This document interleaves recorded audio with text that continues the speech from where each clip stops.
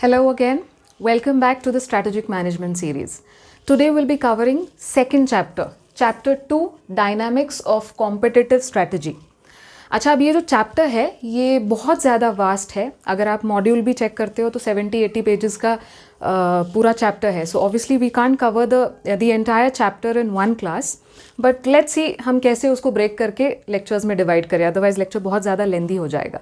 सो जैसा कि आपने टाइटल में देखा होगा, आज का हमारा जो टॉपिक है वो मेनली क्या रहेगा, product life cycle, total cost curve या product cost curve and BCG matrix. Mainly हमारा क्रक्स यही रहेगा.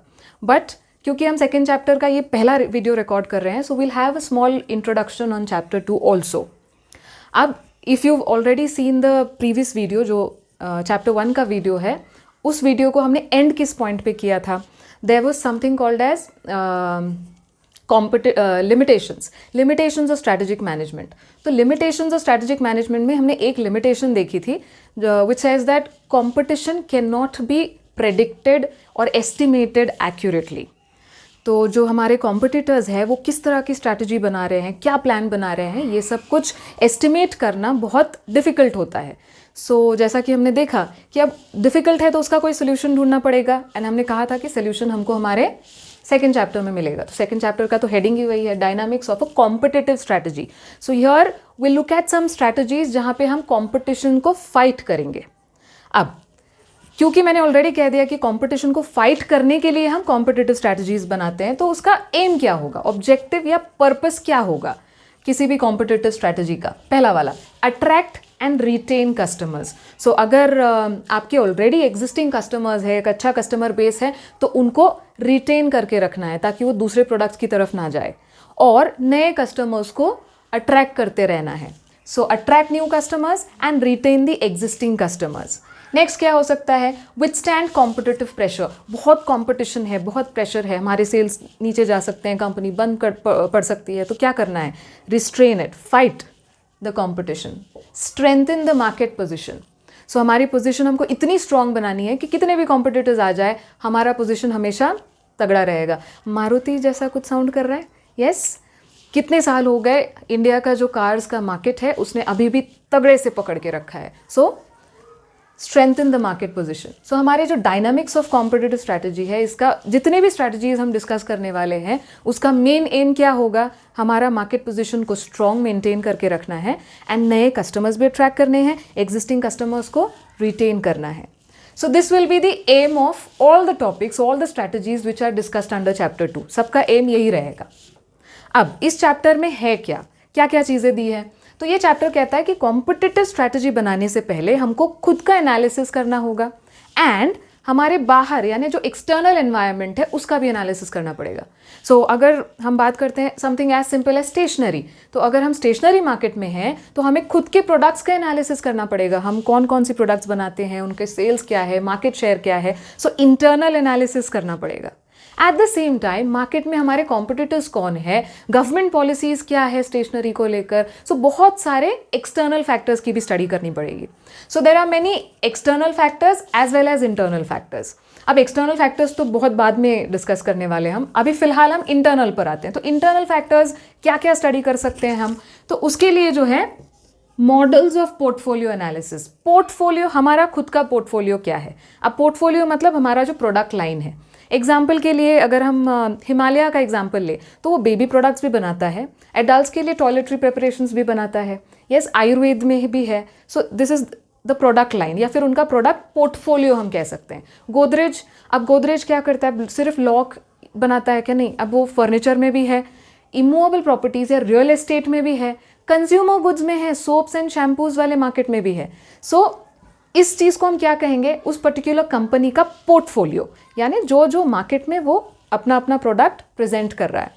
सो मॉडल्स ऑफ पोर्टफोलियो एनालिसिस में हम क्या स्टडी करते हैं, हमारे खुद के जो प्रोडक्ट्स हैं उनको डिटेल में हम स्टडी करते हैं. हमारा उस प्रोडक्ट का जो है मार्केट में क्या मार्केट शेयर है, यस, एंड किस तरह के कस्टमर्स को हम अट्रैक्ट कर रहे हैं. अब जैसे हम स्टेशनरी की बात कर रहे हैं तो who are the target customers, office में जो जा रहे हैं लोग वहाँ पे यूज़ होता है stationery, school and college going students, yes. So हमारा मार्केट ही कंप्लीटली अलग है. But at the same time अगर हम सोप्स बना रहे हैं तो हमको देखना पड़ेगा कि वो बेबी सोप बना रहे हैं, यस, ब्यूटी सोप बना रहे हैं, एंटीसेप्टिक सोप बना रहे हैं, बेबी सोप बना रहे हैं, तो उसी के हिसाब से हमारा मार्केट क्या होगा, the new moms. Of course babies को तो कुछ नहीं पता ना, वो तो मार्केट जाके नहीं परचेस कर, हमारे टारगेट कस्टमर होगा the mothers, the new moms. लेकिन अगर हम लोग ब्यूटी सोप बना रहे हैं, सो अगेन लेडीज़ की तरफ हम ब्यूटी सोप बना रहे हैं तो लेडीज़ हमारा टारगेट कस्टमर रहेंगे। लेकिन अगर हम लोग एंटीसेप्टिक सोप बना रहे हैं, जैसे डेटॉल हो गया, सैवलॉन हो गया, तब हमारे सब लोग हो जाएंगे, है ना। द किड्स ऑल्सो वो गोइंग आउट एंड प्ले, गंदे होकर आ रहे हैं, आपने एड्स तो देखे होंगे, राइट। तो डेटॉल अकॉर्डिंगली हम लोगों का टारगेट कस्टमर चेंज हो जाएगा। सो ये सब चीज़ें हम जब स्टडी करते हैं उसके लिए बहुत सारे थियोरीज दिए हैं, they are called as models of portfolio analysis. Now there are many models which are discussed in this chapter, जैसे SBU strategic business unit, experience curve, PLC that is product life cycle जो हम discuss करने वाले हैं, BCG matrix आज cover होने वाला है, एनसॉफ्स मॉडल, ADL मैट्रिक्स, स्वॉट analysis, strength, weaknesses, opportunities and threats, उसी का एक वेरिएशन है टोज मैट्रिक्स। सो ये सारी चीज़ें जो है इंटरनल में आती है, एंड इन सब में से हम सिर्फ SBU और ये 2 टॉपिक आज कवर करने वाले हैं इस पर्टिकुलर क्लास में। बाकी हम आने वाले वीडियोस में ये सारे टॉपिक्स भी कवर करेंगे as well as the external factors. So let's begin. ये इंट्रोडक्शन था, अब हम लोग एक्चुअल में आज का जो कंटेंट है लेक्चर का वो क्या है। सबसे पहले समझते हैं SBU किसे कहते हैं। अगर हमको यहाँ पे जो भी लिस्ट दिया है ना, इसमें से कोई भी मॉडल स्टडी करना है तो हमको SBU का मतलब पता होना ज़रूरी है, स्ट्रैटेजिक बिजनेस यूनिट। अब स्ट्रैटेजिक बिजनेस यूनिट क्या हो सकता है, ये कोई एक पर्टिकुलर डिवीजन हो सकता है कंपनी का। जैसे गोदरेज का एग्जांपल हमने लिया तो गोदरेज प्रॉपर्टीज़, ये पूरा जो एक बिजनेस लाइन है हम उसको स्ट्रैटेजिक बिजनेस यूनिट बोल सकते हैं। क्यों? क्योंकि उसके लिए एक अलग सा प्लान बन सकता है, एक अलग सा स्ट्रैटेजी बनाई जा सकती है। It needs a different strategy, उसको ज़रूरत है एक अलग स्ट्रैटेजी की। या फिर अगर हम लोग FMCG, fast moving consumer goods जिसे कहते हैं, अगर उसकी बात कर रहे हैं तो अब जैसे आपने सुना होगा बचपन में, एटलीस्ट हमारे बचपन में जो होता था ना, कभी कोई जाकर दुकान में ये नहीं कहता था टूथपेस्ट। अगर मम्मी कहती है ना कि जाके चलो टूथपेस्ट ले आओ, तो हम टूथपेस्ट दो ऐसे नहीं बोलते थे, हम बोलते थे कोलगेट दे दो। मतलब कस्टमर की लॉयल्टी उस तरीके से थी। टूथपेस्ट का मतलब ही कोलगेट है। अगर कोई क्रीम, फेशियल क्रीम बाय करना है, भैया फेयर एंड लवली दे दो। भैया भले ही आपके हाथ में पॉन्ड्स चिपका रहे हैं, नो पॉन्ड्स की ट्यूब दे रहे हैं, बट आप बोलते वक्त फेयर एंड लवली बोल रहे हो। वो भले ही आपको पेप्सोडेंट दे रहे हैं, बट आप बोलते वक्त कोलगेट मांग रहे हो। सो कस्टमर की लॉयल्टी उस तरीके से हो गई। तो अब कोलगेट वाले भले ही बहुत सारे प्रोडक्ट्स बना रहे हैं, लेकिन उनके लिए जो कोलगेट टूथपेस्ट था वो एक अलग स्ट्रैटेजिक बिजनेस यूनिट था, क्योंकि उसका सेल इतना ज़्यादा था मार्केट में। सो स्ट्रैटेजिक बिजनेस यूनिट क्या हो सकता है? अ ग्रुप ऑफ प्रोडक्ट्स, यानी आपका एक पूरा का पूरा डिवीजन, या सिंगल प्रोडक्ट, एक प्रोडक्ट पे भी कंपनी चल सकती है। Yes, so strategic business unit can be a separate product, individual product, और अ ग्रुप ऑफ प्रोडक्ट्स, और a product line which is targeting a particular customer. So ये स्ट्रैटेजिक बिजनेस यूनिट कुछ भी हो सकता है। अब जैसे हम प्रॉपर्टीज़, गोदरेज प्रॉपर्टीज़ की बात कर रहे हैं, तो यहाँ पे अगर वो हाउसिंग प्रोजेक्ट्स ही बनाते हैं, सिर्फ हाउसिंग प्रोजेक्ट्स बना रहे हैं, तो उनका स्ट्रैटेजी अलग होगा। लेकिन कुछ बिजनेस हाउसेज है जो रियल एस्टेट सेक्टर्स में जो बिजनेसेस है वो सिर्फ ऑफिस स्ट्रक्चर्स बनाते हैं, तो अब उनका स्ट्रैटेजिक बिजनेस यूनिट अलग रहेगा। Clear? So SBU can be a product और अ प्रोडक्ट लाइन। सो हमको करना क्या है, SBU का मतलब क्या है और क्या ज़रूरत है SBU की?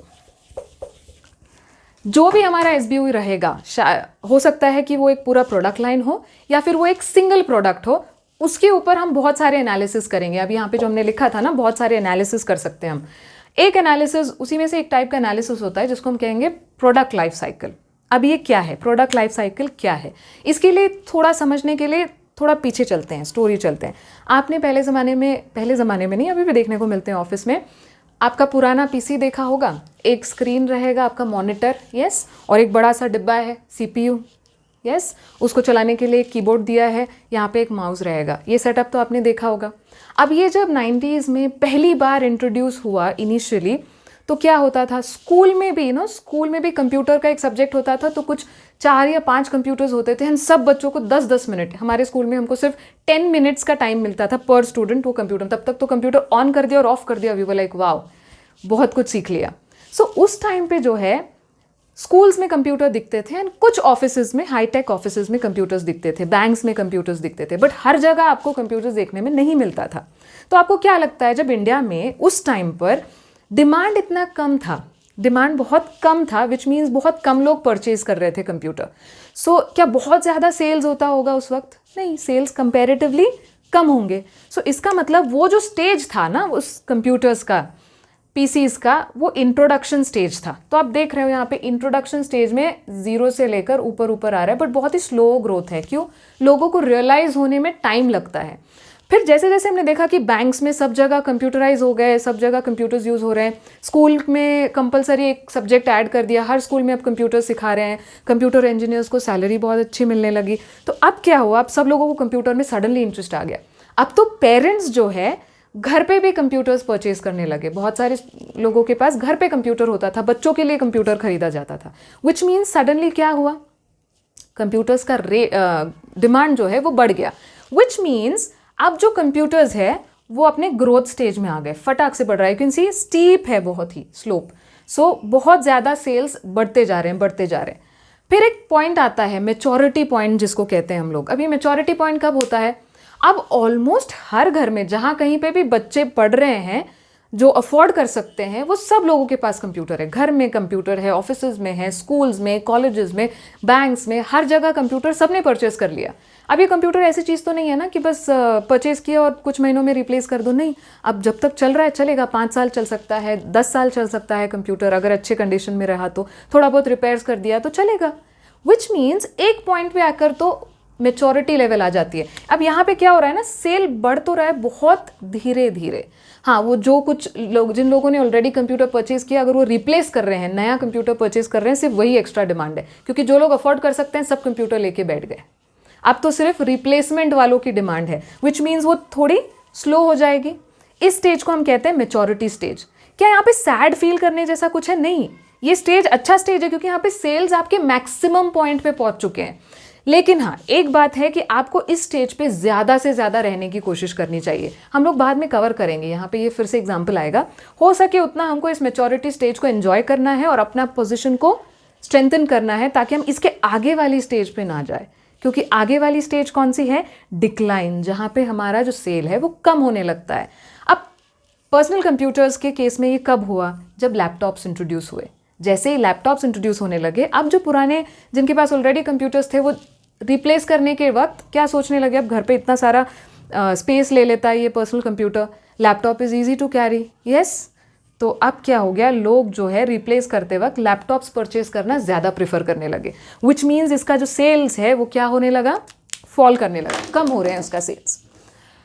सो ये स्टेज जो है इसको हम कहते हैं डिक्लाइन। क्या ये पर्टिकुलर स्टेज हर प्रोडक्ट की लाइफ में आएगा? हम कह रहे हैं ना, इसको बोल रहे हैं प्रोडक्ट लाइफ साइकिल, मतलब ये हर प्रोडक्ट के लिए है। क्या ये स्टेज का आना अनिवार्य है? यस, हर प्रोडक्ट को कभी ना कभी इस स्टेज पर जाना पड़ेगा। अब फिर इससे बचने का तरीका क्या है? बचने का तरीका हो सकता है रिसर्च एंड डेवलपमेंट, इनोवेशंस। अब एग्जाम्पल के तौर पर जैसे फ़ोन्स है, मोबाइल फ़ोन्स जो है, पहले नॉर्मल फ़ोन्स आ गए, फिर मल्टीमीडिया फ़ोन्स आ गए जिसमें सिर्फ गाने बजते थे और फोटोज़ क्लिक हो सकता था, इंटरनेट एक्सेस नहीं कर पाते थे। फिर स्मार्टफोन्स, अभी जो देख रहे हैं आप, स्मार्टफोन्स, एंड्रॉयड फ़ोन्स, जिस किसी नाम से आप उसको बुलाओ, अब उसमें बहुत सारे फीचर्स आने लगे। सेल्फी के लिए कैमरा, 3-3, 4-4, 5-5 कैमराज है। यस, जेस्चर्स को पकड़ लेता है। सो ये सारी चीज़ों की वजह से कहीं ना कहीं इस स्टेज को अभी तक हम क्या कर रहे हैं? अवॉइड कर रहे हैं। लेकिन हर प्रोडक्ट का लाइफ साइकिल इसी तरह रहेगा। फर्क सिर्फ इतना है, कुछ लोग फटाफट से सारे स्टेजेस क्रॉस करके डिक्लाइन में आ जाएंगे, कुछ प्रोडक्ट्स जो है वो आराम से धीरे धीरे यहाँ तक पहुँचेंगे। बट हर प्रोडक्ट को इस प्रोडक्ट लाइफ साइकिल के थ्रू पास होना ही पड़ता है। Yes, so this was called as product life cycle. So हमें हमारे प्रोडक्ट्स की भी स्टडी इसी तरीके से करनी चाहिए। अब एग्जाम्पल के लिए हम लेते हैं, लेट्स से कोलगेट, हमने एग्जाम्पल लिया ना, टूथपेस्ट। तो अब क्या हुआ? एक टाइम ऐसा आ गया था कि जिन घरों में टूथपेस्ट यूज़ किया जाता है या ब्रश यूज़ किया जाता है, वो हर घर में ऑलमोस्ट सब जगह पर कोलगेट यूज़ कर रहे हैं। सब लोग कोलगेट यूज़ कर रहे हैं टूथपेस्ट के बदले। और जहाँ पे बाय नहीं किया जा रहा है, वो लोग या तो वो जो मंजन पाउडर जिसे कहते हैं ना, टूथ पाउडर, वो यूज़ कर रहे हैं, या फिर अपना गाँव स्टाइल में जो है दातून यूज़ कर रहे हैं। तो अब कोलगेट वालों ने सोचा कि अब अगर हमने कुछ इनोवेशन या कुछ नहीं किया तो क्या होगा? हम ऑलरेडी मैच्योरिटी स्टेज पे है, तो अगला स्टेज क्या होगा? डिक्लाइन होगा। अब उनको कंपटीशन की तो टेंशन नहीं थी, बट ये स्टेज जो है ना, मेच्योरिटी स्टेज को हो सके उतना लंबा खींचना चाहिए। तो क्या क्या कर सकते हैं वो लोग? सो अगर आपने देखा होगा पहले ज़माने में जो है, मैं किसी भी प्रोडक्ट की एडवर्टीजमेंट नहीं कर रही हूँ, मैं कोलगेट यूज़ नहीं करती, और अगर आप कर रहे हो तो वेरी गुड, मना भी नहीं कर रही। ओके, सो मेच्योरिटी स्टेज को डिले करना था, क्या करेंगे और सेल्स कैसे बढ़ाए? क्योंकि जितने लोग ब्रश कर रहे हैं और पेस्ट यूज़ कर रहे हैं, maximum people are buying Colgate. तो पहले ज़माने में जो है मेटल के ट्यूब्स होते थे, मेटल के ट्यूब्स होते थे, और उसका जो ये सर्कमफेरेंस होता था ना, बड़ा छोटा होता था मेटल के ट्यूब्स के। तो अब कोलगेट वालों ने किया क्या? धीरे धीरे उन्होंने क्या किया, मेटल से दे शिफ्टेड टू प्लास्टिक। अब इससे कॉस्ट कटिंग भी हो गई, विच मीन्स उतने ही सेल्स में अब वो थोड़ा ज़्यादा प्रॉफिट कमाएंगे, बिकॉज मेटल के बदले प्लास्टिक सस्ता होता है। और क्या किया, अब उन्होंने ये जो सर्कमफेरेंस है ये बढ़ा दिया। अब क्या होगा, हर बार जब हम यूज़ करेंगे तो थोड़ा सा पेस्ट ज़्यादा निकलेगा।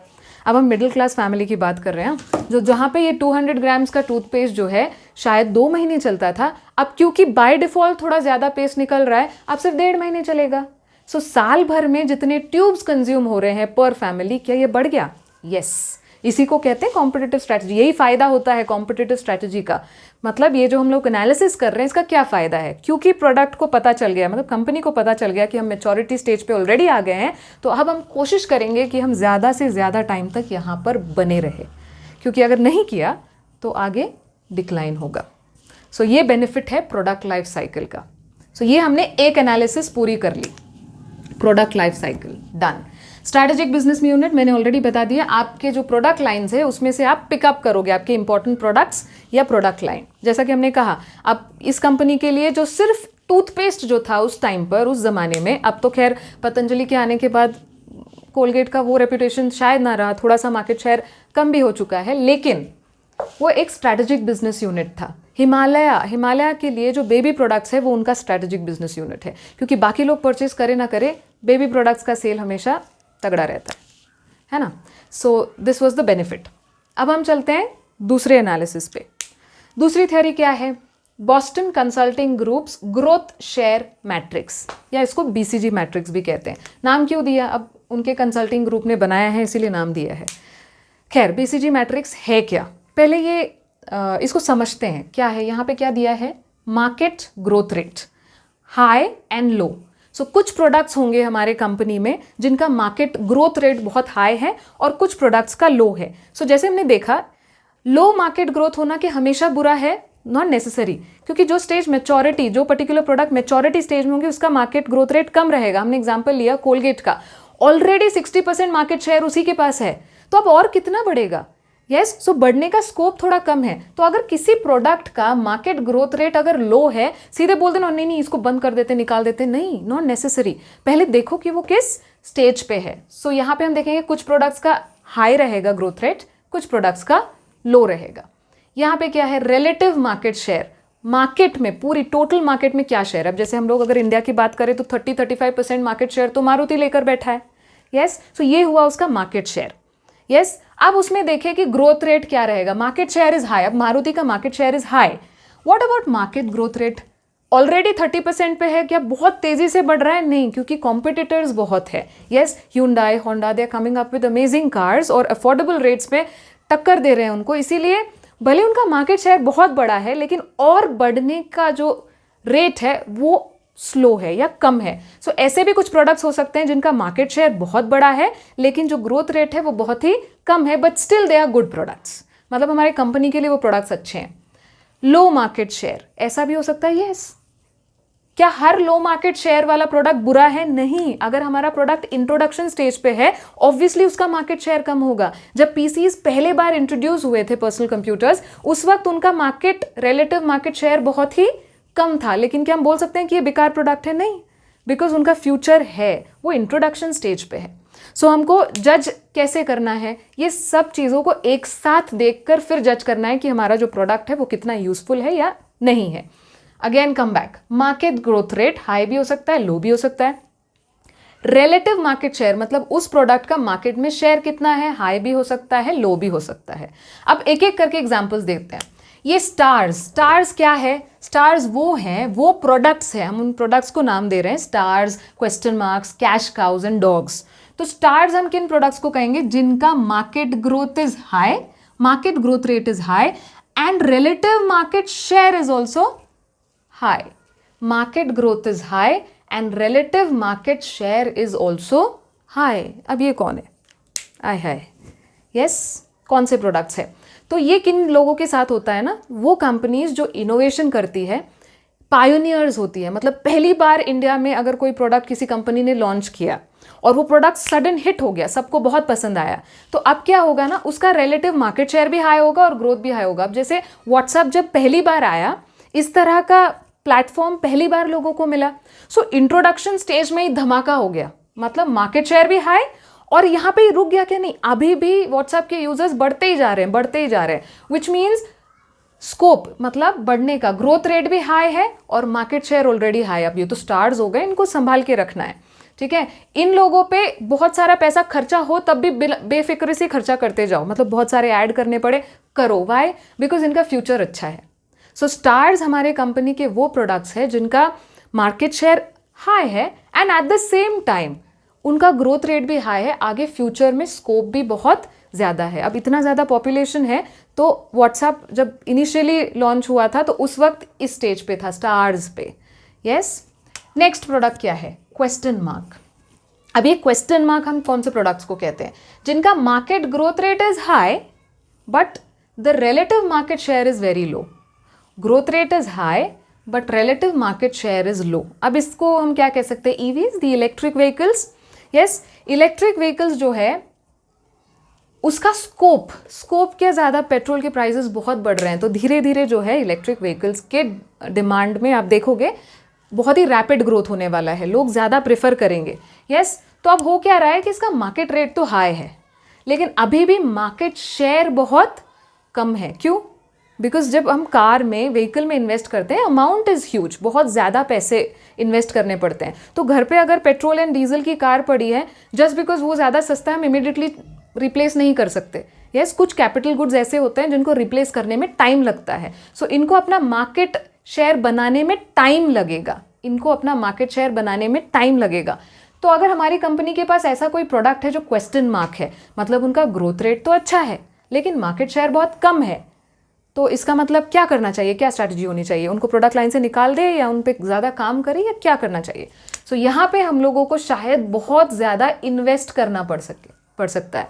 मतलब बहुत सारी मार्केटिंग करो, नए नए इनोवेशंस करो और ज़्यादा कस्टमर्स को अट्रैक्ट करो, क्योंकि स्कोप तो है। Since the market growth rate is high, इस प्रोडक्ट में स्कोप तो बहुत है, लेकिन हमारा प्रोडक्ट समवेयर लो मार्केट शेयर में फंसा हुआ है, तो हमको क्या करना पड़ेगा? और पैसे इन्वेस्ट करो और मार्केटिंग करो, इनोवेशन करो, रिसर्च एंड डेवलपमेंट के थ्रू प्रोडक्ट को और इम्प्रूव करो, ताकि ये प्रोडक्ट जो है आगे जाके स्टार्स बन जाए। सो क्वेश्चन मार्क्स के साथ क्या करना है? You have to invest more in these products, marketing strategies apply करो बहुत सारे, and try to convert the question marks into stars. So अगर हमारे कंपनी के प्रोडक्ट लाइन में एक ऐसा प्रोडक्ट है which is a question mark with high scope, high market growth rate but a very small market share, we have to think about expanding our market share. Yes, तो invest करो, पैसे लगाओ और try to convert them into stars. Next क्या है? Next है cash cows. Cash cows. अब cash cows क्या है? Cash cows are those products which have a low growth rate, growth rate लो है but relative market share is high, relative market share is high. अब फिर से हमारा example वापस आ गया, हमारा कोलगेट वापस आ गया। यस, सो अब अगर मेच्योरिटी स्टेज पे हमारे जो प्रोडक्ट्स है, those who are doing good in the market, obviously उनका जो ग्रोथ रेट होगा वो काफ़ी हाई होगा। काफ़ी लो होगा, ग्रोथ रेट लो होगा। क्यों? मेच्योरिटी स्टेज पे है, ऑलरेडी मैक्सिमम घरों में कोलगेट ही यूज़ हो रहा है, तो ग्रोथ रेट ज़्यादा, सेल्स और बढ़े इसके चांसेस थोड़े कम है, लेकिन ऑलरेडी सेल्स जो है वो बहुत ज़्यादा है, जो हमारा मार्केट शेयर है वो ऑलरेडी बहुत हाई है। इस तरह के प्रोडक्ट्स को हम कहते हैं कैश काउज। Cash cows. अब इसका फ़ायदा क्या होता है ना, इसमें कुछ इन्वेस्ट नहीं करना पड़ता, ऑलरेडी आपका एस्टैब्लिश बिजनेस है, आपके सारे प्लान सेटअप है, आप 24 घंटे अपने फैक्ट्रीज रन करो, क्योंकि जितना भी प्रोड्यूस करोगे ऑलरेडी मार्केट में शेयर बहुत बड़ा है, सब कुछ बिक रहा है। यस, ज़्यादा कुछ मेहनत करने की ज़रूरत नहीं है, आप सेट हो मार्केट में। इस तरह के प्रोडक्ट्स को हम कहते हैं कैश काउज। ये सबसे अच्छे प्रोडक्ट्स हैं क्योंकि इसमें हमको कोई पैसा वैसा नहीं लगाना, कोई ऐड नहीं लगाना। इनफैक्ट लोग, जब एक ज़माना ऐसा था, जैसे कि मैंने एग्जाम्पल में बताया, कि लोग जाकर खरीदते पेप्सोडेंट है, बट कहते थे कि हमको कोलगेट दे दो। Yes, so that was the benefit. एक और एग्जाम्पल था जेरोक्स। इनफैक्ट अभी भी जब फोटो कॉपी निकालनी हो, अगर कोई पेज है और उसका फोटो कॉपी निकालनी हो, कितने लोग हैं हम में से जो कहते हैं कि भैया फोटो कॉपी दे दो? नहीं, हम क्या कहते हैं, जेरोक्स दे दो। बट जेरोक्स ऐसा कोई वर्ड नहीं है। जो हम करते हैं वहाँ पे, जो भैया आपको देता है ना कॉपी, उसको हम कहते हैं फोटो कॉपी। फिर हम जेरोक्स क्यों? क्योंकि इंडिया में पहली बार जब ये फोटो कॉपिंग मशीन्स आए, वो मशीन के कंपनी का नाम था जेरोक्स। सो सेम ये कोलगेट वाला लॉजिक हो गया। हम फोटो कॉपी लेते हैं और शायद वो मशीन कोई और ही कंपनी की है, बट हम प्रोडक्ट को ही उस नाम से जानने लगे।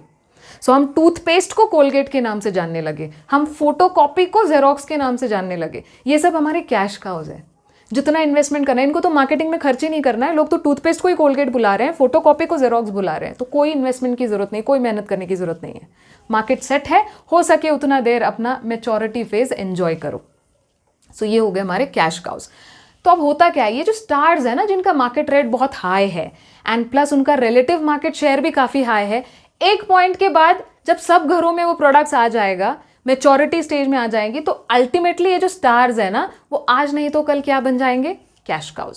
सो stars will ultimately get converted into cash cause.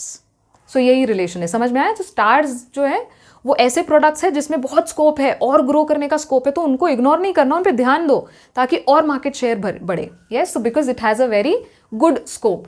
Question marks जो है, इस पर ज़्यादा मेहनत करने की तो ज़रूरत नहीं है, बिकॉज इसमें ज़्यादा मेहनत करने की जरूरत नहीं, यहाँ पे मेहनत करने की जरूरत है। ऑल्दो मार्केट में बाकी लोगों के प्रोडक्ट्स तगड़े चल रहे हैं, हमारा प्रोडक्ट समवेयर थोड़ा पीछे चल रहा है।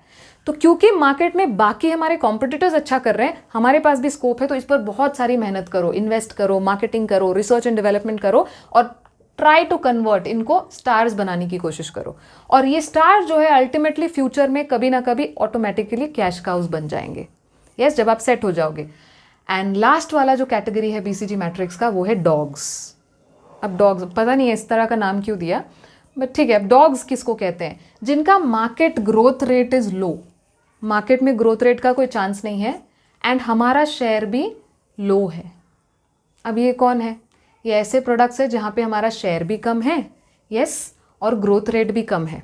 अगर हम एग्जांपल ले, लेट्स से नोकिया के जो फ़ोन्स है, एक पॉइंट ऐसा आ गया था कि अब फ़ोन में जो है ना, इतने सारे इनोवेशंस आ रहे हैं और जो कंपनी इनोवेशंस नहीं कर पाती, BSNL के भी एग्जांपल्स आप देख सकते हो। एक पॉइंट ऐसा था 97% मार्केट शेयर BSNL के पास था।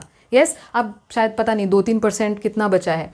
सो अगर बचा भी है 10-15, एक 14% के आसपास बचा भी है उसका शेयर, तो उसकी वजह से, बिकॉज लैंडलाइंस अभी भी चल रहे हैं, काफ़ी जगह पर लैंडलाइंस चल रहे हैं, that is the only reason. तो अब ऐसे जो प्रोडक्ट्स है वो है लो मार्केट ग्रोथ रेट, और ग्रोथ रेट होने का चांस ही नहीं। लैंडलाइंस कौन खरीदेगा?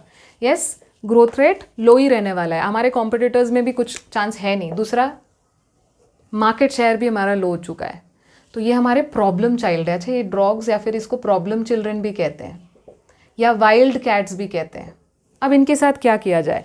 देखो, कुछ अगर मार्केट शेयर हमारा कम है तो बहुत सारी मार्केटिंग करके, प्रोडक्ट्स इंप्रूव करके, हम रीलॉन्च करके उसका मार्केट शेयर बढ़ा तो सकते हैं, लेकिन स्कोप भी तो होना चाहिए, लोगों को इंटरेस्ट भी तो होना चाहिए।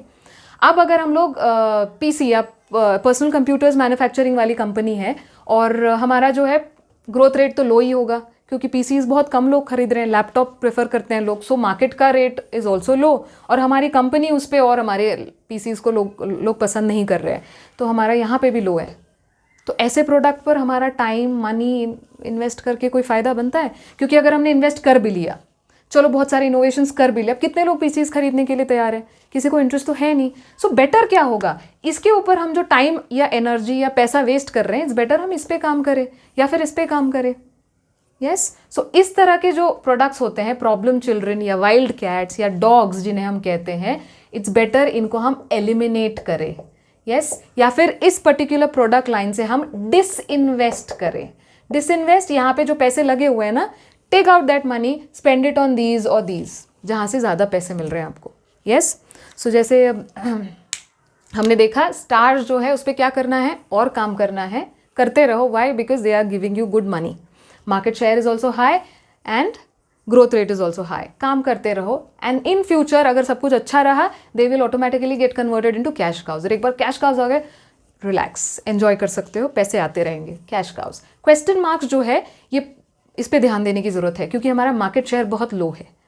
लेकिन बाकी लोग जो है मार्केट में बढ़िया कर रहे हैं, the growth rate is good. So जो इलेक्ट्रिक व्हीकल्स है उनका फ्यूचर अच्छा है, हमारा कम क्यों? देयर इज समथिंग रॉन्ग, हमारे प्रोडक्ट में हमको कुछ चेंजेस शायद करने पड़े, मार्केटिंग स्ट्रैटेजीज चेंज करनी पड़े। सो दिस वॉज BCG मैट्रिक्स। अभी हमने जो प्रोडक्ट लाइफ साइकिल और BCG देखा, क्या इसका कुछ फ़ायदा हुआ कॉम्पिटिटिव स्ट्रैटेजी बनाने का? यस। मार्केट में जो तगड़ा कंपटीशन है, अगर हमको हमारे प्रोडक्ट की लाइफ साइकिल की स्टेज समझ में आ जाए कि हमारा कौन सा प्रोडक्ट किस पर्टिकुलर स्टेज में है, तो हम क्या बेटर स्ट्रैटेजी बना पाएंगे? यस।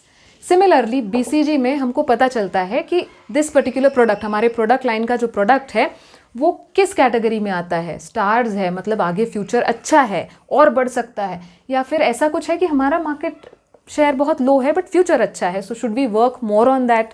या फिर कैश काउज है कि बस अभी रिलैक्स करो, एन्जॉय करो। यस। या फिर डॉग्स हैं, इनको हटाना पड़ेगा, बहुत सारा टाइम, एनर्जी, मनी वेस्ट हो रहा है इस प्रोडक्ट में, तो यहाँ से पैसे निकालो, you can use it for better products. So हमको क्या करना है हमारे कॉम्पिटिटिव स्ट्रैटेजी में, ये पता चलता है। So this was BCG, that is Boston consulting groups growth share matrix and product life cycle. SBO हमने ऑलरेडी देख लिया। Now these are some topics, internal topics, इन पर भी हम वीडियोस बनाएंगे and then we'll cover the external factors. So जैसा कि मैंने फर्स्ट वीडियो में कहा था, हम पूरा स्ट्रैटेजिक मैनेजमेंट का सिलेबस कवर करने वाले हैं सीरीज में. So stay tune to the channel so that you keep getting notifications of the videos. Okay, I hope you've understood the topic and thank you. Happy learning.